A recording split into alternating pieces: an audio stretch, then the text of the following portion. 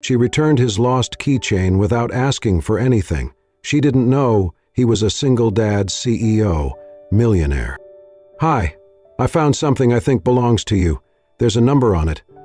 Jessica's voice was calm, but her fingers trembled slightly around the old keychain resting in her palm. It was almost 2 a.m. The tall glass tower where she worked as a janitor had long fallen into silence. The echo of her footsteps had been her only company until she spotted the object lying just beside the emergency stairwell door on the 23rd floor. Small, metal, scratched, but unmistakably personal. It had a child's drawing on it, etched into a plastic charm, a stick figure with a cape and the words, "Come home safe, Dad," scribbled beside a faded heart. The metal ring was bent slightly, and the attached key looked unused. On the back, scrawled in faded marker, was a phone number. No name, no brand. She hadn't hesitated. Something about it felt too important to ignore. The man who answered had a low voice, steady but surprised. Yes, that's mine, thank you. Can I meet you somewhere?" Jessica bit her lip. "I work in the building. I'm on the night shift. I could leave it at the front desk or... I'll be near the parking garage in about 20 minutes. Pause. "That works. Thank you again." 20 minutes later, Jessica descended into the nearly empty underground garage, the echo of her boots bouncing off the concrete walls. It was dim, lit only by emergency lights. She waited near the security desk, the keychain gripped tightly in her fingers. Footsteps approached. A tall man in a dark hoodie appeared from the shadows. He wore jeans and a baseball cap pulled low. His hands were in his pockets, and he looked ordinary. Not polished or smug like the executives upstairs, just quiet, calm. "You found it?" he asked gently. His eyes locked on the keychain. Jessica held it out. It was by the stairs on the 23rd. I almost missed it. He took it slowly, like she had just returned a piece of his heart. His thumb brushed over the worn charm, and he exhaled as if he had been holding his breath for hours. "Just the night guy," he said with a half smile, meeting her eyes for the first time. "Thanks for returning it." Jessica offered a small nod, unsure what to say. It looked important. "It is," he said, "more than you think." She turned to leave, brushing a stray piece of hair behind her ear, but his voice stopped her. "Wait, what's your name?" She hesitated. "Jessica." "I'm Alan." He held up the keychain. "My daughter made this for me when she was 3. She's 5 now, but she still checks if I carry it." Jessica smiled faintly. "It's sweet. She must really love you." He looked down. "I hope so." There was silence, not awkward but full, like both of them wanted to say something more but did not know how. Then Jessica gave a polite nod and turned toward the elevator. "Good night, Alan." "Good night, Jessica." As she disappeared into the lift, Alan stood there a moment longer, fingers closed around the keychain, eyes distant. For the first time in a long while, someone had done something kind without knowing who he was, without asking for anything, just because it was right. And that stayed with him. Jessica rode the elevator back up, her heart a little lighter. She did not know why the encounter affected her, but it did. There was something in his voice, soft, tired, grateful. It felt honest. By the time she returned to mopping the 17th floor hallway, she had almost convinced herself it was just a moment, nothing more. But something told her, something in the quiet of the garage, in the way he had held that keychain like a lifeline, that this wasn't the end. It was only the beginning. Jessica did not expect to see him again. But 4 nights later, just as she wheeled her mop bucket onto the 15th floor, she heard it. The familiar, low hum of footsteps. Not rushed, not managerial, just deliberate. She turned the corner, heart skipping slightly. There he was, sitting on the windowsill near the emergency exit, hood up, sleeves rolled to the elbows. His eyes met hers like he had been expecting her. Jessica blinked. "You again?" Alan gave a small shrug. "Just doing my rounds. Night guard duties and all that." She narrowed her eyes, unconvinced. Since when do night guards wear Nikes and carry espresso thermoses? He grinned. Budget cuts, no uniform. She almost laughed. Instead, she leaned her mop against the wall and walked closer, arms folded. You're really committed to this bit. Alan patted the ledge beside him. Break time. I promise I won't write you up. Jessica hesitated for just a second before she sat down beside him. What if I write you up? He glanced sideways. I take it, but only if you let me explain the coffee situation. I come bearing caffeine. She accepted the cup he handed her. Still warm, still tea. He remembered. They sat in silence for a few beats, the quiet hum of the building around them. Jessica's ponytail was slightly askew, and she smelled faintly of citrus cleaner and old pages. Alan noticed and smiled. You always clean this floor first? He asked. She nodded. It's the only one with decent airflow. Doesn't smell like printers. He chuckled. Good strategy. A pause. Then he asked, So what's the end goal? You can't want to clean floors forever. She glanced at him, surprised by how gently he asked. I want to open a bookshop, she said finally. Second hand, maybe with a little tea bar. No Wi-Fi, just soft chairs and time. He looked impressed. You've really thought about this? Jessica smiled. Every detail, even the chalkboard menus. I've drawn it 100 times in my head. I'd go there, Alan said quietly. She looked at him. You read? Sometimes, he said, sipping. Mostly to my daughter. She's 5. Won't fall asleep until I tell her some ridiculous story about dragons or dancing bears. Jessica's lips curled. Sounds like she runs the house. She does, he admitted. I just pay the bills. They both laughed, trying not to let the sound echo too loud down the hall. Suddenly Jessica leaned in, mock whispering.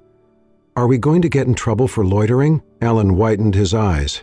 Extremely. I've already filed 3 complaints against myself. She covered her mouth, stifling a giggle. Careful! If someone sees you, they might expect you to actually fix a broken light bulb. He leaned back, feigning horror. Don't ruin my perfect cover. For a moment, the corporate high-riser didn't feel sterile. It felt like a place where 2 strangers with hidden lives could meet between mop strokes and fake security rounds. Jessica finally stood, brushing imaginary dust from her pants. I've got 10 more floors. You should get back to pretending to be useful. Alan hopped off the ledge. Then I guess I'll keep pretending tomorrow. She turned halfway, looked over her shoulder. Same time. Same time, he confirmed. As she wheeled her cart away, Alan stood still for a moment longer, watching her disappear down the hall. Then he slipped a keychain from his hoodie pocket, just to check it was still there, and smiled. They didn't know what this was yet, but it was growing, like a secret planted between floor tiles and late-night laughter, and they were both just curious enough to let it. Jessica found him already waiting the next night, same bench, same hoodie. But something in his posture was different, more open, like he had something on his chest he was finally ready to set down. She sat beside him without a word. The usual teacup waited for her on the ledge, and she accepted it silently, wrapping her hands around the warmth. After a long pause, she whispered, Do you ever get tired of hiding? Alan glanced sideways. You mean the hoodie? Or the rest of it? Jessica gave a tired smile. Both. He nodded slowly. Yeah, more than I admit. She took a sip of tea, then spoke without looking at him. My dad left when I was 10, just walked out. One day he said he was going for gas, never came back. Alan didn't interrupt, just listened. My mom got sick the year after, she continued. At first it was just fatigue, then it became something scarier. I dropped out of school to work, been scrubbing office floors ever since. She exhaled. It's funny, I don't even know what I'd say if I saw him again. Maybe nothing, maybe just, why did you make me think men disappear? Alan's voice was quiet. I don't have an answer for that, but I can tell you this. I almost became that man too. Jessica looked up. I wasn't a great father, he admitted, eyes cast down at his hands. Not in the beginning. I thought working late, making money, covering bills, meant I was doing my job. He took a breath, steady but slow. But then one night, Julia, my daughter, asked me something. She was holding one of her drawings and she said, "Why do I only see you in pictures, Daddy?" Jessica's eyes widened slightly. Alan's voice cracked just a little. She was 4. And she said it like she wasn't angry, just curious, like she had already accepted it. Jessica was silent. That night, Alan continued, I sat outside her room for an hour, didn't even go in. I just watched her sleep and thought, what am I doing? He swallowed hard. I changed after that. I come home early now. I read her bedtime stories. I eat dinner with her, even if it's just cereal. I don't take meetings after 6, and I never leave without saying goodbye. Jessica was quiet, letting the words settle. Then she said softly, "She's lucky." "I wasn't always the man she deserved," he said, "but I'm trying to become him." There was a long pause. Then Alan turned to her. "You know why I noticed you that first night? You didn't ask questions. You didn't expect anything, but you saw something important and treated it with care." Jessica blinked. "You show up," he said simply, "even when no one's watching." "That's rare." She looked down, unsure what to say. No one had ever said something like that to her. Alan let the silence stretch before he added, "I think being present isn't just about being there, it's about showing up for people. You've been showing up for your mom, for strangers, even for me." Jessica finally looked at him, and for the first time she didn't see a hoodie or mystery or the man who wandered the halls at night. She saw someone who had lost, who had learned, and who had chosen to stay, and something inside her shifted. Just a little. Just enough. She set her cup down and said softly, "It's nice not having to carry all the weight alone." Alan nodded. "You never should have had to." For a moment, nothing else mattered. Not titles, not money, not secrets. Just 2 people in the middle of the night, finally seen by someone else. And sometimes that was enough to start healing. The next night, Jessica found a paper cup waiting for her on the handle of her cleaning cart. Steam curled from the lid, still warm, still fresh, as if someone had timed it just right. Like they knew when she'd arrive. Taped neatly on top was a yellow sticky note with handwriting she recognized now. Clean, slightly angular, too careful for someone casual. "You said you couldn't sleep. Hope this helps." Jessica stared at it for a moment, the corners of her mouth curling. She looked up and down the hallway, empty.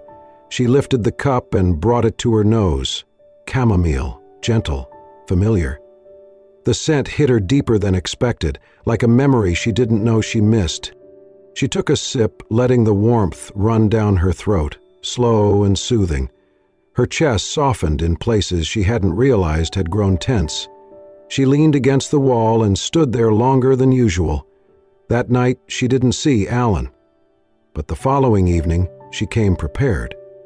As she pushed her cart past the vending machine alcove on the 15th floor, her floor, there he was again, seated casually on the same bench, hood down, elbows on knees. The glow from the vending machine cast a bluish hue across his face. He looked like someone trying not to look like someone. But Jessica had already seen past that. She didn't slow down, just walked by and dropped something into his lap. He looked down, a napkin, scrawled in thick pen, "Next time green tea." He chuckled quietly, looked up just in time to catch her half-smile before she disappeared around the corner with her cart. From that night forward, the quiet ritual grew. Sometimes he left peppermint, other times sleepy time blend or lavender-infused black tea. Always warm, always waiting. Each cup bore a note, some funny, some philosophical. One read, "Too much caffeine is bad for cleaning accuracy. Consider this preventive care." Another was a childlike doodle of a dragon with crooked wings reading a book. The caption, "For your inner night." Jessica never left those notes unanswered. Her replies were just as varied: napkins, coffee sleeves, the backs of invoice sheets. "Your dragon needs flight school," she wrote once. "Better than machine cocoa," another read. And one night, after a particularly hard shift, she wrote only, "Thank you for remembering I exist." She hadn't meant for it to be so raw, but it was. Because in that tower of glass and steel, surrounded by people too busy to meet her eyes, Alan did something no one else ever had. He saw her. Not just as a janitor, not as a blur in the background of polished offices, as a person. And slowly, almost without planning it, she began to see him too. Not the man with quiet eyes and warm tea, but the one behind it, the one who listened, who waited, who remembered. Their conversations never lasted long. No time, no place for lingering, but the connection was steady, silent, sacred. They never called it friendship, never labeled it, but they knew. They were building something real, in the quiet between elevators and polished floors. Then, one night, Jessica brought something more than a note. She found him in his usual spot. He was holding a thermos this time, flipping through emails on his phone. He looked up when she approached and straightened instinctively. She handed him a thin paperback, worn, taped on one corner. "For Julia," she said. He blinked, took it slowly. The cover read, "Bedtime Tales for Brave Girls." Inside the front page, a child's name had been written once in pencil, faint now, nearly erased. Jessica glanced away. It's second-hand, but the stories are still whole. Alan didn't speak right away. He ran a thumb over the frayed edge of the book, eyes scanning the faded title. He nodded slowly. "She'll love this," he murmured. "This is the kind of book she'll ask me to read over and over." Jessica smiled, soft and shy. "Then it's perfect." He looked at her then, really looked at her, not just with gratitude, but something gentler, something deeper. He didn't say thank you. He didn't need to. She had given him something not even money could buy, a reminder that someone else cared about what mattered to him most, his child. That night they didn't stay long. No small talk, no teasing notes. Jessica returned to her cleaning, her steps a little lighter. Alan stayed on the bench a while longer, the book resting on his knee. No one else ever knew about their cafe. No one needed to. That was what made it theirs. The television in the janitor's break room rarely showed anything other than muted news loops or game highlights no one watched. Jessica usually ignored it. That night, she stood by the microwave, arms crossed over her sweatshirt, waiting for the cheap plastic bowl of soup to rotate its way to edible. Her shoulders were sore, her feet ached. She had been scrubbing harder than usual lately, trying to keep her mind blank, her body busy. The familiar hum of the news barely registered, until a voice made her still. Alan Reed, CEO of Reed Tech, today announced a new initiative focused on AI infrastructure for underfunded school systems. Her head turned slowly toward the screen, and there he was. The man behind the podium wore a navy suit, perfectly tailored. His hair was neat, his smile poised, every movement deliberate. The Alan on the screen was the embodiment of control, commanding, charming, crisp. Jessica's hands dropped to her sides, her chest hollowing. It was him. Night guy. Her night guy. Except not. Images flashed, conference rooms, investor meetings, ribbon-cutting ceremonies. Then a still photo appeared. Alan kneeling beside a little girl in a white dress, both of them laughing beneath a cascade of balloons. "Julia." Jessica's knees buckled slightly, and she caught herself on the edge of the counter. The paper napkin in her hand crumpled without her realizing. Her breath felt thin. It didn't make sense, and yet it made perfect sense. The calm assurance in his voice, the way he listened so fully, the weight behind every word. Of course, he wasn't just some nameless guard. Of course, the warmth and gravity he carried belonged to someone powerful. But he never said. He never told her the truth. No warning, no explanation, just pretended. Let her pour herself out night after night while he drank his tea and held on to his secret. Jessica felt her stomach twist. He had lied. Or maybe not outright, but he'd allowed her to believe something false. He had worn the hoodie-like armor and let her think he was one of her people, the late shift, overlooked kind, the ones who swept around important people like ghosts in the night. She wasn't mad that he was rich. She was mad because he let her be vulnerable with a stranger while hiding who he really was. She left her soup on the counter and walked out before it finished spinning. The next night, she didn't go to the 15th floor, nor the one after that. She changed her route, asked her supervisor for earlier hours. She made up an excuse about needing more daylight to help care for her mom, anything to not have to face the places where they used to talk, where silence had once been comfortable, shared, even sacred. Now it just echoed. He still left tea for her, carefully balanced cups on her cart handle, right where he used to place them. The first one was chamomile, then came green tea, then peppermint. No notes, no jokes, just the warmth and the ache that came with it. She didn't touch them. Not because she didn't want to, because she wanted to too much. She scrubbed harder, cleaned with a fury that didn't match the soft music in her earbuds or the hush of the building. Her notebook filled with things she couldn't say: anger, confusion, betrayal, and guilt. Because the worst part wasn't the lie, it was that she missed him, his laugh, his dumb dragon drawings, the way he said, "You always show up," like it meant something sacred. The way he saw her without once trying to fix her. That was the part she couldn't forgive. Not him. Herself. She had let her walls down, and now she was left sweeping up the pieces of something that had felt real, maybe even beautiful. 1 week passed, then 2. Still, she stayed away. Still, she told herself she was fine. But every night, when she parked her cart for the last time, her eyes drifted to the cup holder, empty, hollow like her chest. Until one night, there was something there, and this time, it wasn't tea.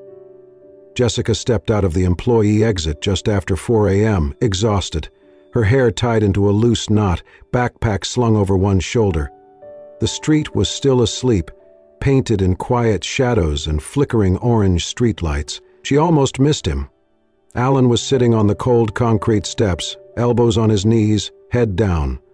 No suit, just jeans, sneakers, and the same old hoodie.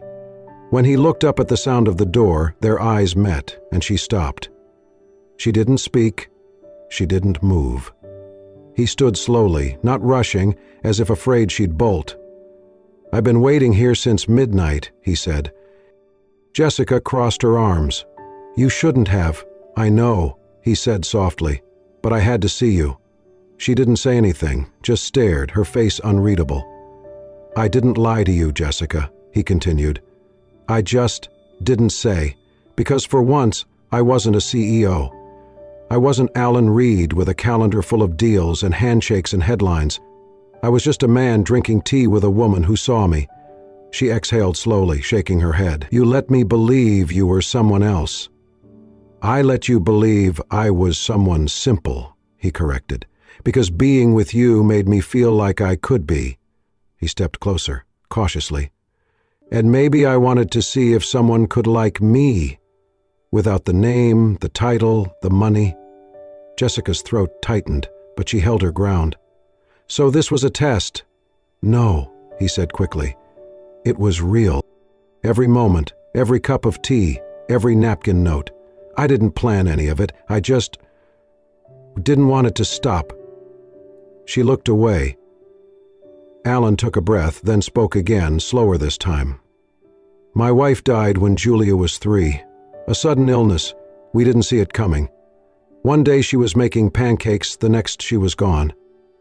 Jessica's eyes softened despite herself.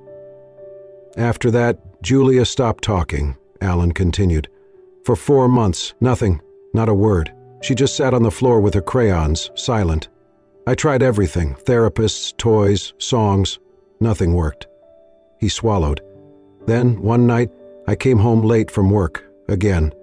I found her asleep in the hallway, curled up with a photo of her mom. That's when I knew. She didn't need more stuff. She needed me, the real me. He looked at Jessica, voice quiet now.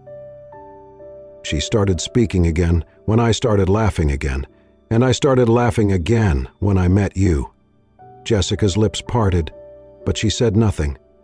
Alan reached into his jacket and pulled out something wrapped in tissue. Carefully, he handed it to her. She unwrapped it slowly. It was the book. Bedtime Tales for Brave Girls, but now it was worn, its corners bent, pages marked with colorful scribbles and stickers, and on the first page, under her old handwriting, was a new note in purple crayon. Daddy and I loved this one the most. Jessica stared at it, speechless. Alan took a step back. I'm not asking for forgiveness, I just wanted you to see, to know that what we shared, it wasn't pretend. It changed things. It changed me. He hesitated, then said, almost a whisper, "Can she hear your stories again?" Jessica looked down at the book. Her fingers trembled slightly, and though she didn't speak, Alan saw it, the way her shoulders lowered, just a little, the way her eyes softened, just enough. He gave her a small nod, then turned and walked down the steps, not waiting for an answer. He hadn't come to win. He had come to be honest. And now it was up to her. It was a quiet Tuesday afternoon when Jessica's phone buzzed with an unknown number. She almost let it go to voicemail. Most unknown numbers led to bills she could not pay or spam offers pretending to care. But something about the timing, the stillness of the room, the sunlight falling through her faded blinds, made her swipe to answer. "Hello?" There was a short pause. Then a tiny, trembling voice. "Miss Jessica?" Jessica's heart squeezed. "Yes? Who's this?" "It's Julia," the voice said shyly. "Daddy said, you tell better stories than books. Can you come tell one today?" Jessica closed her eyes. Julia. She hadn't heard that name out loud in weeks, not since she had walked away from the rooftop, the tea, the quiet way Alan had handed her a book filled with crayon drawings and something that might have been hope. She started, her voice faltering. "I don't know," but Julia didn't give her time to finish. "Daddy's been sad," the little girl whispered. "But not when you're around." Jessica swallowed hard. The silence that followed was heavier than any story she had ever tried to tell. She looked around her tiny apartment, the laundry half-folded on the chair, the half-read book on her pillow. Her reflection in the mirror, older than 19 but younger than she felt. She didn't know him anything, but that wasn't the point. "I'll come," she said softly. 1 hour later, she stood at the foot of a narrow walkway lined with marigolds. They danced gently in the breeze, golden and unbothered by the world. The townhouse was cozy, painted a soft blue with shutters that needed repainting. A wind chime clinked faintly above the porch. Jessica hesitated, lifting her hand to knock, when the door burst open before her knuckles touched wood. Julia launched herself out with the speed of joy. Jessica caught her mid-run, her arms going instinctively around the little girl's shoulders. "I missed you," Julia said into her sweater, her voice muffled but certain. Jessica's throat tightened. "I missed you too, little lion." Then she looked up, and there he was, Alan, standing in the doorway. No hoodie, just a simple button-down, sleeves casually rolled. His expression unreadable, yet entirely open. No smugness, no regret, just presence. Jessica held Julia's hand and stood slowly.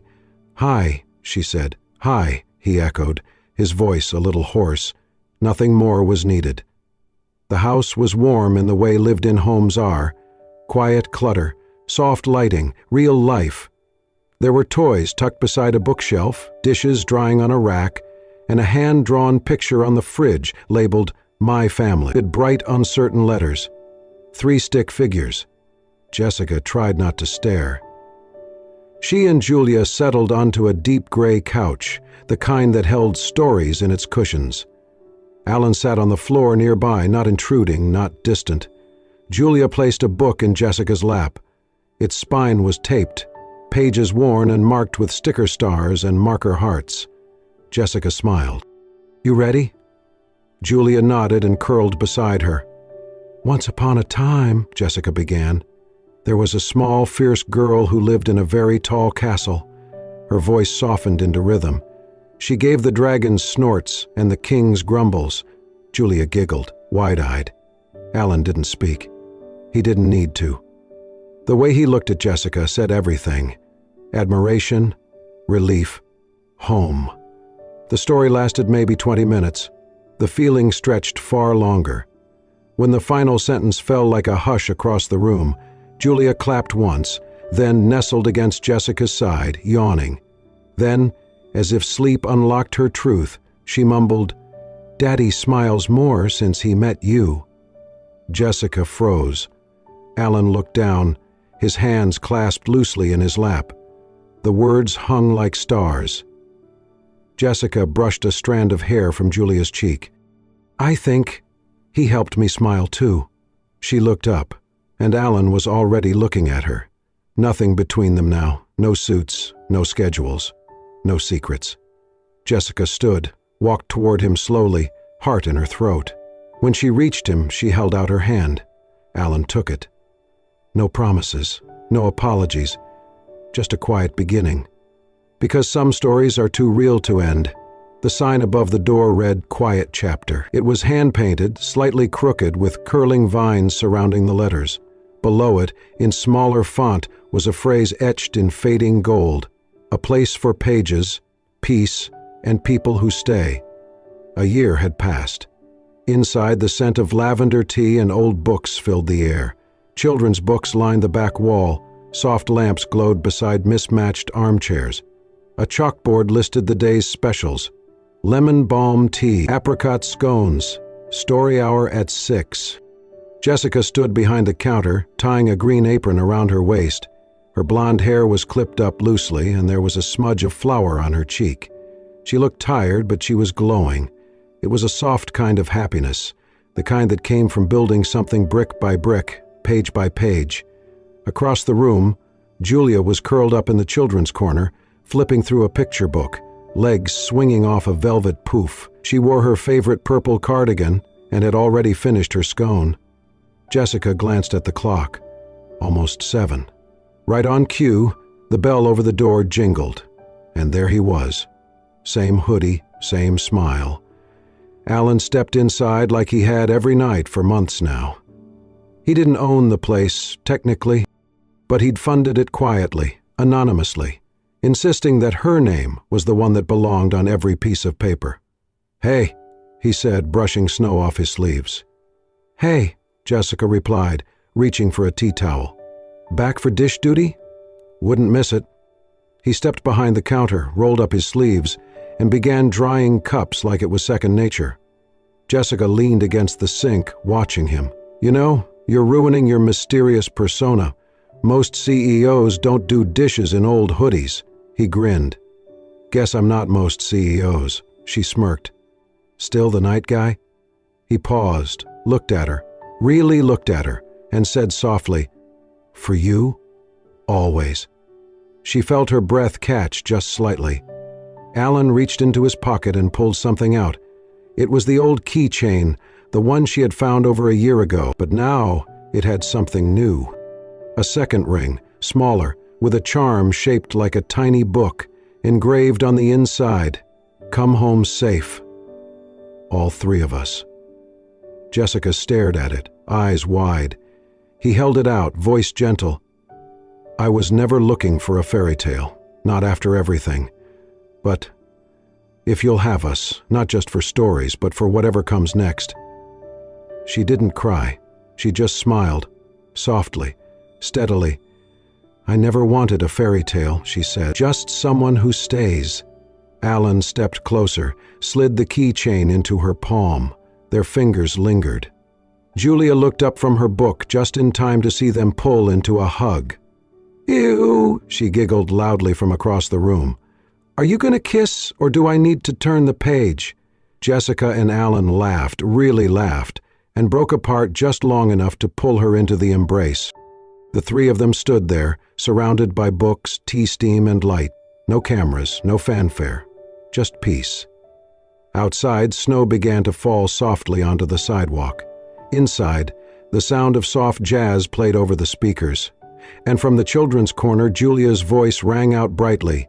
Once upon a time, there was a bookstore where love lived in every chapter, and this time, they didn't need to wait for a new page. They were already living it. If this story touched something in your heart, the quiet resilience, the unexpected kindness, the love that grows not in grand gestures but in small, honest moments, then you are already part of what we believe in. At Soul-Stirring Stories, we share tales that don't just entertain, but heal, remind, and restore your faith in simple human connection. Subscribe to our channel so you never miss a moment that might just change the way you see love, family, or even yourself. Because sometimes, the softest stories are the ones that stay with you the longest.